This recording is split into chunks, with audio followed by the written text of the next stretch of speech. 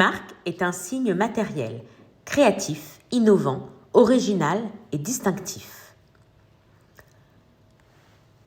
La marque se caractérise par le logo, le nom, la forme et le design, la couleur ou le motif et parfois même le positionnement des signes distinctifs. Elle représente des investissements colossaux en matière de recherche et développement, de création, de tests ainsi que de marketing et promotion.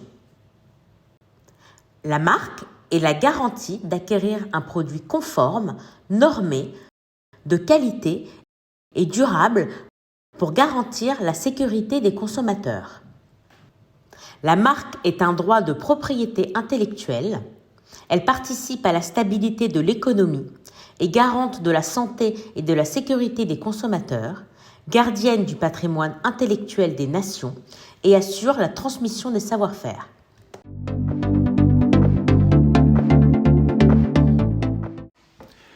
La contrefaçon est le vol d'une innovation, d'une création, d'une idée.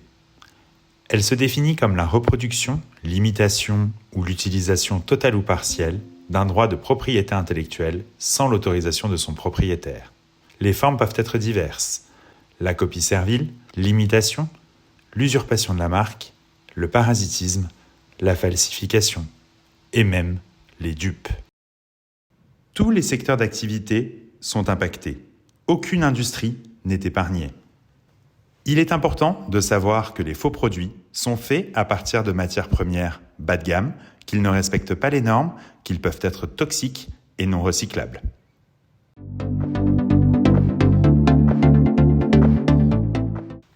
Les risques sont tout d'abord pour le consommateur. Elle met en danger sa santé, sa sécurité, constitue un risque de vol de ses données personnelles et le rend complice d'activités illicites.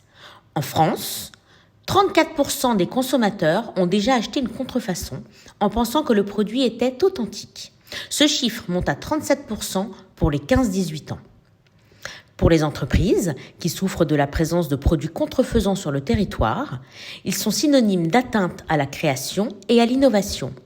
Ils nuisent à l'image et à la réputation, portent atteinte à l'embauche, provoquent des pertes de vente et freinent la recherche et le développement. 50% des entreprises sont victimes et elles peuvent débourser jusqu'à 10% de leur chiffre d'affaires pour lutter contre ce fléau. 6,7 milliards d'euros de ventes directes sont perdus en France chaque année. Pour l'économie, qui subit des pertes fiscales importantes, la contrefaçon engendre des atteintes au patrimoine intellectuel national et provoque l'amoindrissement des services publics et met en danger les États. Ce fléau représente 2,5% du commerce mondial.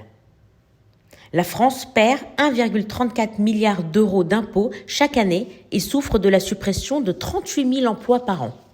Pour l'environnement, elle engendre la multiplication des envois postaux, ne se soumet pas aux normes environnementales, provoque le déversement des déchets liés à sa fabrication dans la nature et n'est ni biodégradable ni recyclable. Les contrefaçons sont fabriquées à des milliers de kilomètres de nos frontières et expédiées dans des petits colis, ce qui démultiplie le nombre de voyages et dégrade considérablement le bilan carbone. Sur les millions de produits saisis par la douane en France, plus d'un tiers proviennent de petits colis, résultat d'achats sur Internet.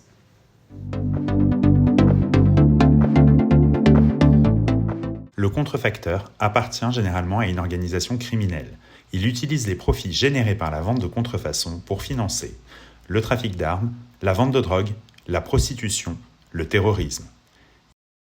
Il détient des usines industrialisées qui fonctionnent 7 jours sur 7 sans aucun respect du Code du travail.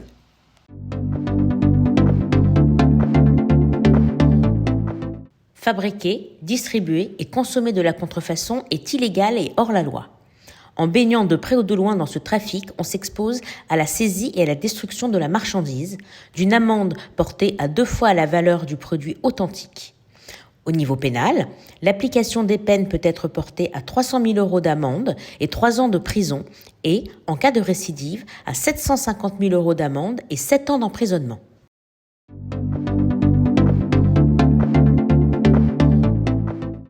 La contrefaçon peut dans un premier temps se distinguer par la qualité du produit. La mauvaise qualité est un bon premier indice. Dans un second temps, il faut se poser la question du bon produit au bon endroit. Retrouver certains produits qui ont un réseau de distribution précis sur des marchés doit appeler à la vigilance. Un prix trop bas est louche.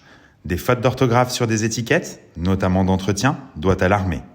La qualité de l'emballage des produits est aussi très révélatrice.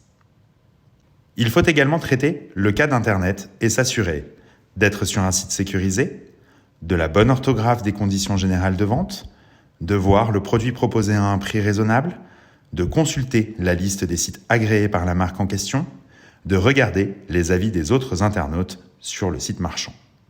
Désormais, les marchés à la sauvette et Internet occupent la première place ex aequo des principaux fournisseurs de faux produits.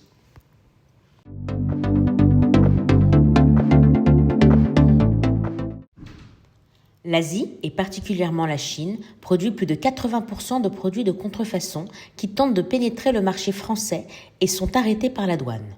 Concernant les autres zones de production des faux produits, se distinguent la Pologne, le Maghreb, l'Italie, la Russie, la Turquie et l'Inde. La France ne produit pas. En revanche, elle est le second marché le plus attaqué par la contrefaçon au monde après les États-Unis.